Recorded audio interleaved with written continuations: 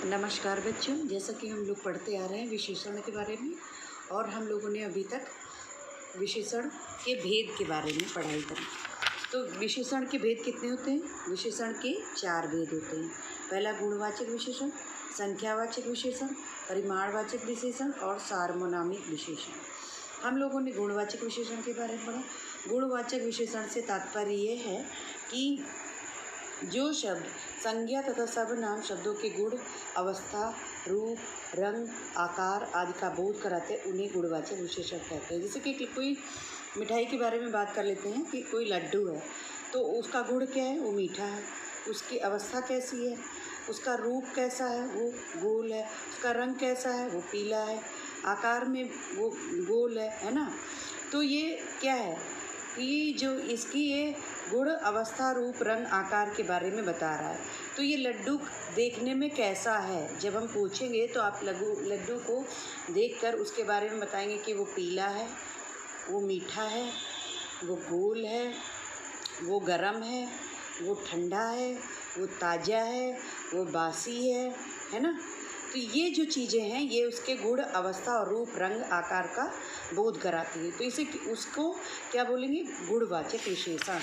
दूसरा आपका था संख्यावाचक विशेषण। संख्यावाचक विशेषण से तात्पर्य है जो शब्द संज्ञा शब्दों की संख्या या क्रम बताते हैं उन्हें संख्यावाचक विशेषण कहते हैं। कि जो भी चीज़ें हैं जिनको हम गिन सकते हैं, है ना, वो गिनती जो है आपकी, वो क्या हो जाता है? वो संख्यावाचक विशेषण के अंतर्गत आ जाता है। जैसे कि ये एक पार्क है, इसमें 4-5 बच्चे खेल रहे हैं, इसमें 2 लड़कियां 3 लड़के हैं, 2 झूले लगे हुए हैं, 2 पेड़ दिखाई दे रहे हैं और कई 8-10 तितलियां उड़ रही हैं, एक बॉल है। तो हमने हर चीज़ की है संख्या बताई। तो ये क्या हो गए? संख्यावाचक विशेषण। संख्यावाचक विशेषण के भी 2 भाग हैं, एक है निश्चित संख्यावाचक और एक अनिश्चित संख्यावाचक। अब जैसे कि हमने यहाँ पर आपको गिनती में बता दिया कि 5 बच्चे खेल रहे हैं। अगर ऐसे कोई देख के आए, जल्दी से देख कर आए, तो बोलो कितने बच्चे खेल रहे? तो हम लोग कहेंगे कई बच्चे खेल रहे हैं। तो ये हो गया अनिश्चितता। और निश्चितता क्या है कि हमने गिन के बताया 1 2 3 4 5 बच्चे हैं। तो हमने जब संख्या बताई तो निश्चित संख्यावाचक विशेषण हो गया। और जब हम बताएंगे कि कई बच्चे खेल रहे हैं, कुछ बच्चे खेल रहे हैं, कुछ या कई जो शब्द है वो अनिश्चितता को दर्शाता है। तो अनिश्चितता को दर्शाने वाला शब्द क्या हो जाएगा? आपका अनिश्चितवाचक विशेषण। अब उसमें कई सारी तितलियां उड़ रही हैं, है ना। हमने अभी पहले जब संख्यावाचक विशेषण बताया तो 4-5 तितलियां उड़ रही थी। इसमें हो गया कई तितलियां उड़ रही, तो कई तितलियों से तात्पर्य ये हो जाता है कि अनिश्चितता प्रतीत कराने वाला शब्द है। तो अनिश्चितवाचक संख्यावाचक विशेषण।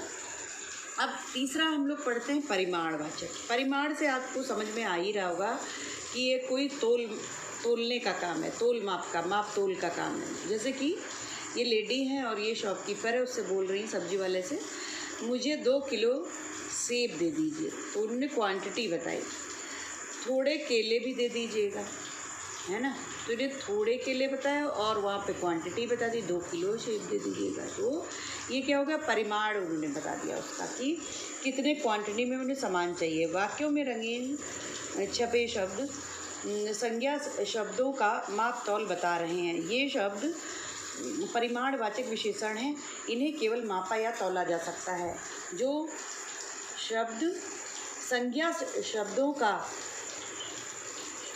माप तौल बताते हैं उन्हें परिमाणवाचक विशेषण कहते हैं। जो शब्द संज्ञा शब्दों का माप तौल बताते हैं, है ना। जैसे कि परिमाणवाचक विशेषण के 2 भागों में बांटा जा सकता है, जैसे निश्चित परिमाणवाचक और निश्चित। जैसे कि अभी हम लोगों ने संख्यावाचक विशेषण बताया, उनमें भी हमें निश्चित और अनिश्चित था। जब हम एकदम एग्जैक्ट हम क्वांटिटी का नंबर बताएंगे तो क्या हो जाएगा? निश्चितवाचक विशेषण। और अनिश्चितता कुछ, कैसे, थोड़ा, ज़्यादा, ये सारी अनिश्चितता प्रतीत करने वाले शब्द हैं। जो तो निश्चितवाचक विशेषण, जो विशेषण शब्द निश्चित माप तौल बताते हैं उन्हें निश्चित परिमाणवाचक विशेषण कहते हैं। जैसे 3 मीटर कपड़ा, 4 लीटर दूध, 4 लीटर तेल या दूध, ये क्या है? ये हम लोग माप तोल के लिए यूज करते हैं, लीटर, किलोमीटर, किलो, ग्राम, है ना, और दर्जन।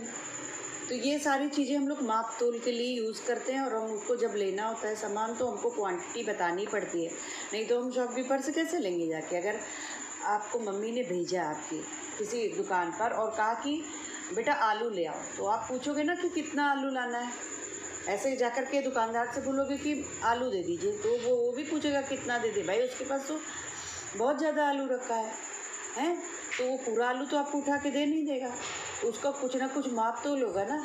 तो वो आपको कहेगा मम्मी ने आलू मंगाया था, तो कहेगा जाके पूछ के आओ कितना आलू चाहिए। तो मम्मी से आप पूछ कर आओगे तो मम्मी आपको उसकी माप तोल बताएगी, क्वांटिटी बताएगी। तो आप कहेंगी 2 किलो आलू ले लेना, है ना। तो कुछ चीज़ें हम लोग को किलो में मिलती हैं, कुछ लीटर में मिलती हैं, कुछ किलोमीटर होती है, कुछ ग्राम होता है। तो ये आप लोग माप तोल में अपने मैथ में सीखा होगा कि ये सारी चीज़ें कौन कौन सी चीज़ें किस किस चीज़ के लिए यूज़ होते हैं।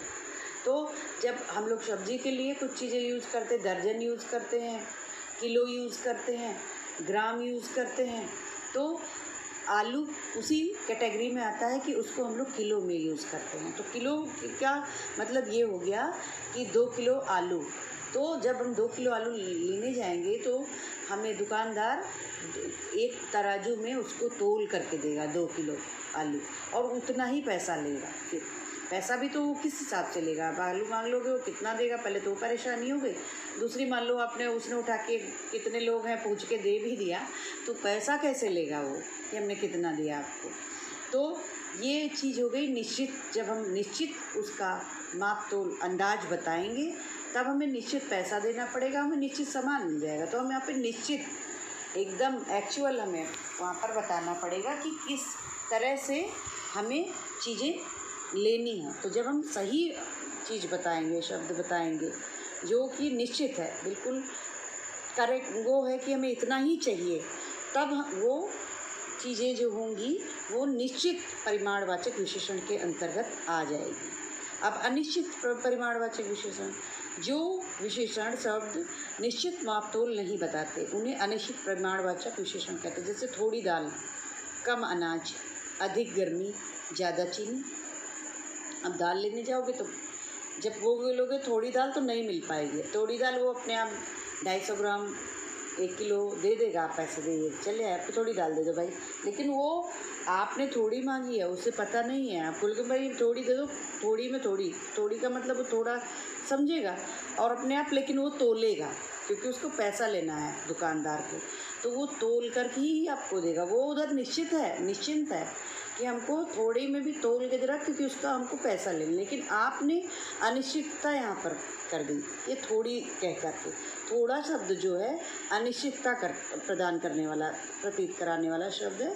तो ये अनिश्चितता बता रहा है, ये निश्चित क्वांटिटी नहीं बता पा रहा है। तो ये हो गया अनिश्चित परिमाणवाचक विशेषण। इसी प्रकार कम अनाज, जैसे खेतों में अनाज होता है तो कहते भाई कम अनाज हुआ है, कहेंगे अबकी से ज़्यादा अनाज हुआ है।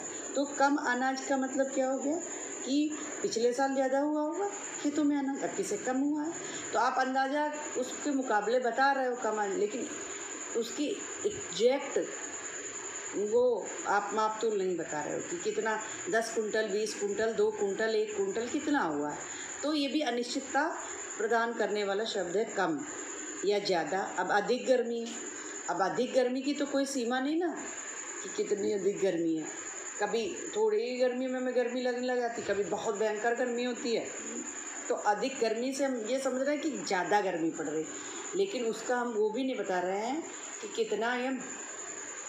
कितनी गर्मी है। तो ये अधिक शब्द भी, अधिक और कम शब्द भी जो है आपकी अनिश्चितता प्रदान करने वाला शब्द है। इसी प्रकार ज़्यादा से भी कहेंगे ज़्यादा चीनी, तो ज़्यादा चीनी का मतलब 1 quintal, 2 quintal, 4 quintal, 10 kilo, 20 kilo.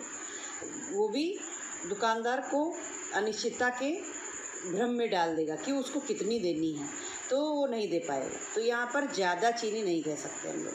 तो ज़्यादा जो है शब्द अनिश्चितता प्रदान करना, आपको एग्जैक्ट क्वांटिटी बतानी ही पड़ेगी, तो तभी आपको चीज़ें मिलेंगी। और अगर ज़्यादा बता रहे तो अनिश्चितता प्रदान कर रहे, तो ये अनिश्चित परिमाणवाचक विशेषण की श्रेणी में आ जाता है।